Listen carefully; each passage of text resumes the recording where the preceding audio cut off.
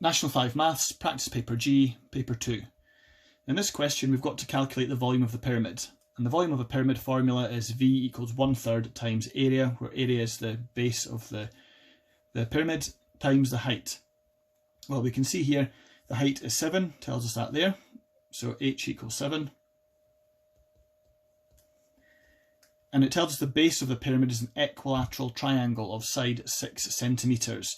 So if it's equilateral, something you should know about equilateral triangles are that the angles are always 60 degrees, because all the angles have to be the same, and 3 60s make 180. So you've got 60, 60, 60, and the sides are all 6.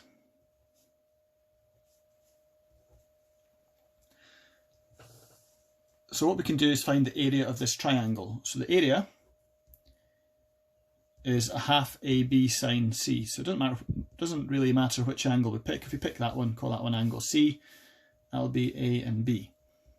So it's going to be a half times 6 times 6 times sine of 60. And when we work that one out, that gives us 9√3, or we can round it to 15.6 square centimetres. That's the area of the base. So we're going to use this area with our formula for the volume of a pyramid. So going back up here, it's 1/3 times area times height. So it's going to be 1/3 times our answer that we just worked out, 15.6, times our height, which is 7. And multiplying all that together gives us 36.4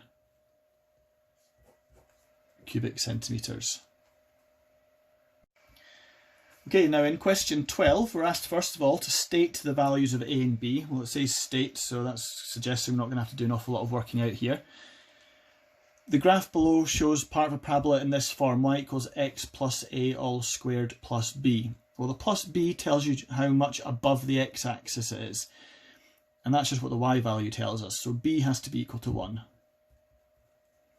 Now, if it's been shifted to the right, it has to be minus inside the bracket. For it to be minus, it's going to have to be a equals -5. Because if we were to write it out in that form, you'd have y equals x plus -5, so just x take away 5, squared plus b, so it's plus 1. So I've used the turning point to figure that out, and I've specifically stated a equals -5 and b is equal to 1.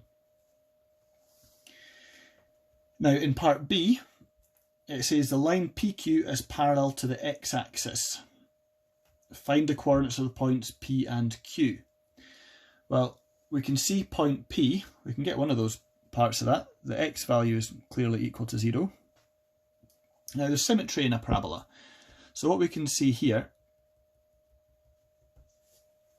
it's 5 along the way. So that means this little bit here has to be 5.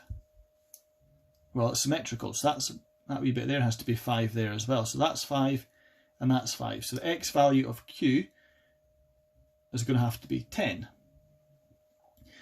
So if we know what the x value is, we can sub all that into the equation and work out what the y value is. Now, because this is parallel with the x-axis, your y values here are going to be exactly the same. So if we find out one of them, we find out both of them. So we can substitute either x is 0 into this, or we can substitute x is 10 into this. It really doesn't make any difference which one you choose.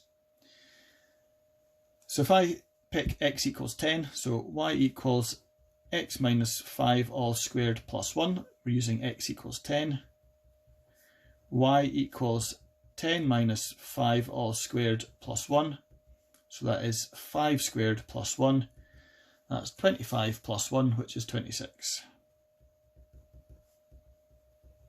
So that's what the y values are going to be. So going back to our diagram, we've got 0, 26, and we've got 10, 26. You can also write them down separately, just to make it very clear what your answer is, like so.